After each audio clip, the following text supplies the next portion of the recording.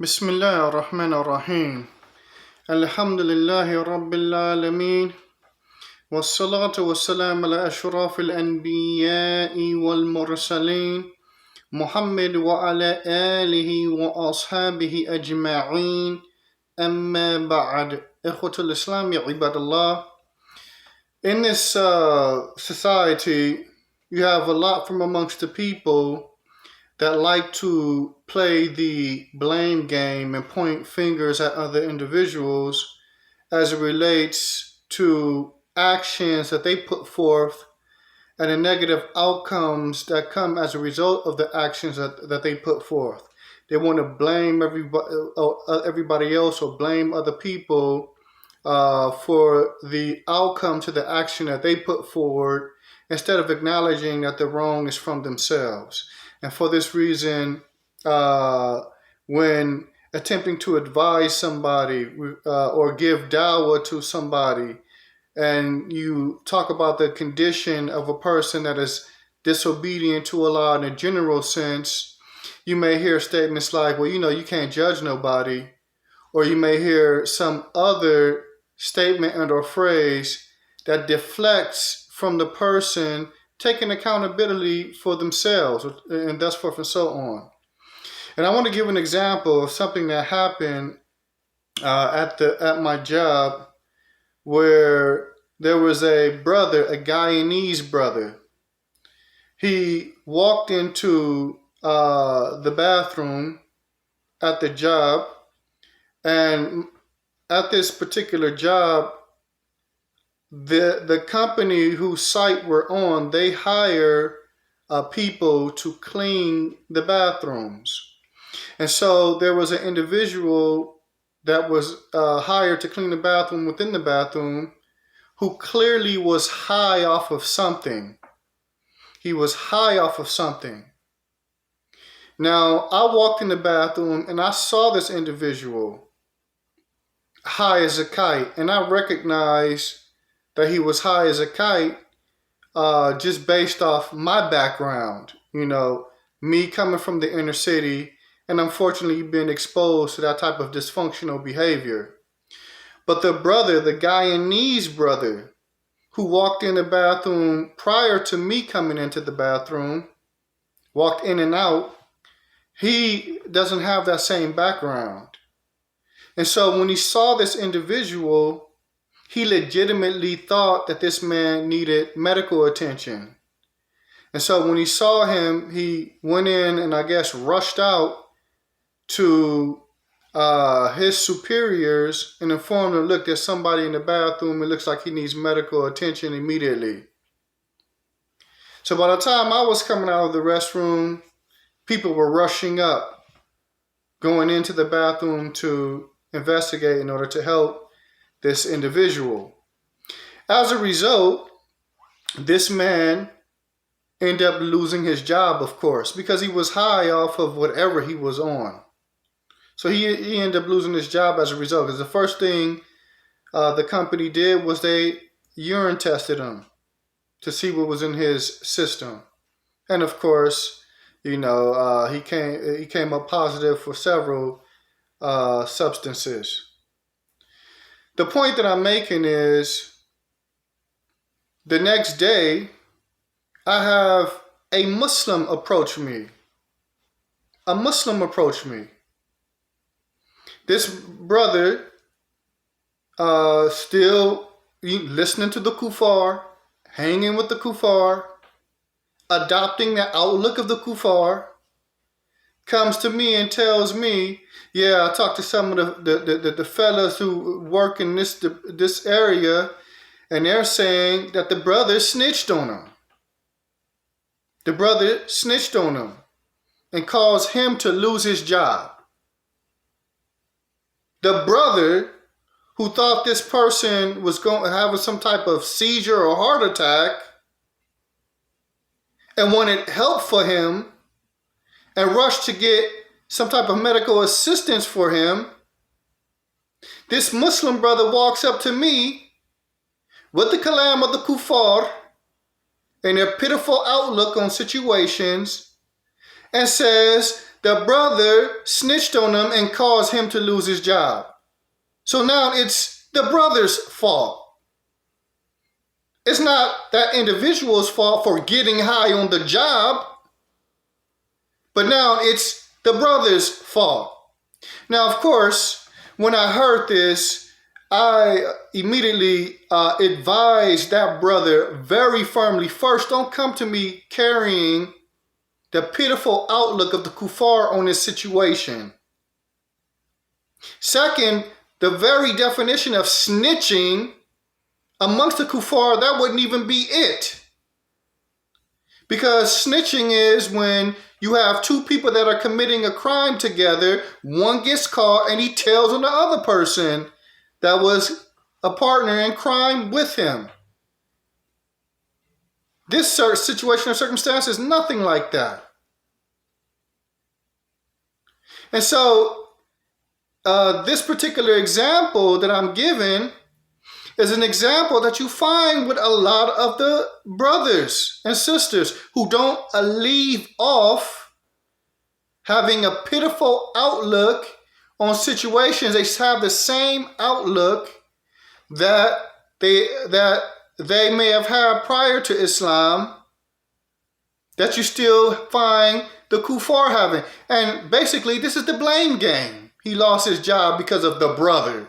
No, he lost his job because he chose to get high on the job. That's why he lost his job. And see, when we look into the text of the Quran and the Sunnah, we find that we're taught this. We're not going to be able to blame anyone else for our own wrongdoings. Allah Tabaraka wa Ta'ala, He teaches us in Surah Ibrahim what Shaitan will say to his followers, to the people that he enticed and whispered to do certain things to, that he will say to them, yani on Yawm al-Qiyamah. Allah says, وَقَالَ الشَّيْطَانُ لَمَّا قُضِيَ الْأَمْرِ.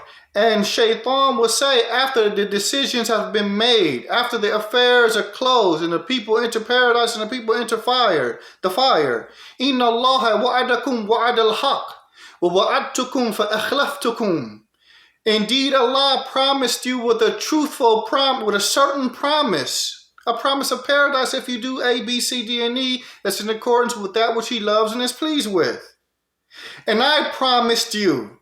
Allah continues the statement of Shaitan, and what the Shaitan will say on this day.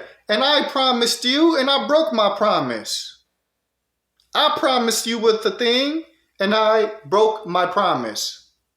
وَمَا كَانَ لِيَ عَلَيْكُمْ مِنْ سُلْطَانٌ إِلَّا أَنْ دَعَوْتُكُمْ فَاسْتَجَبْتُمْ لِي. And there was I had no authority over you. I had no authority over you except but to invite you, to entice you to do these things. And you responded. You answered the call. You had the choice. You made a choice. You made a decision, a conscious decision. And then Allah says that the Shaitan will say on that day, فَلَا تَلُومُونِي وَلُومُوا أَنفُسَكُمْ. So don't blame me, but blame yourselves. This is what he'll be saying to the people that are in the fire as a result of the poor choices that they made. Don't blame me, blame yourselves. And as we know that the Shaitan is diligent and constantly working, yani enticing the descendants of Israel, whispering to the descendants of Israel, striving in this regard. Yet no one will be able to place the blame on the Shaitan for why they're in the fire. On the contrary, the people are in the fire on account or due to the choices that they made. Because you had the choice to do this, to do right, or you had the choice to do wrong. And so in this story, or in this statement of Allah Tabaraka wa Ta'ala, there is a lesson for us. There's a lesson for the Muslim. And the clearest of lessons is, look, we hold ourselves accountable for our actions. If we do something negative that produces a negative outcome, we don't look to and attempt to point fingers at other people. It's his fault or it's her fault, and thus forth and so on. We look back at ourselves. We have a moment of self-reflection in order to improve ourselves and to better ourselves, and to not fall into what we fall into of wrong. And if we continue to repeatedly fall into that wrong due to the weaknesses within ourselves, then we know we can't blame anybody. We can't point the finger at anybody for these actions that we choose to do. So we have to step outside of this mindset of the blame game and pointing the fingers at everybody else for actions that we do on account of the poor outcomes that we bear as a result of our actions. As a result of our actions. We have an authentic narration that's collected by Imam Muslim. It is upon the authority of Abu Dhar, Hadith Qudsi, where the Prophet ﷺ is narrating the statement of Allah. And he says that the Lord of all that exists says, Ya ibadi, O my servants, innama hiya a'malukum uhsiha lakum. It is only your actions that I record. Thumma uwaffikum iyaha. Then I will recompense you accordingly, in accordance with these actions. فَمَنْ وَجَدَ خَيْرًا فَلْيَحْمَدِ اللَّهِ. So whoever finds good, let him praise Allah. وَمَنْ وَجَدَ غَيْرَ ذَلِكَ فَلَا يَلُومَنَّ إِلَّا نَفْسَهُ. And whoever finds other than good, then do not blame anyone. Let him not blame anyone except himself. Let him not blame anyone except himself. The point is that we have to take responsibility for our actions. And we can't point the fingers at others for the poor outcomes that are produced from the actions that we commit. From the actions that we commit. And Allah Tabaraka wa Ta'ala knows best. Subhanakallahumma wa bihamdik. Ashhadu an la ilaha illa ant. Astaghfiruka wa atubu ilayk.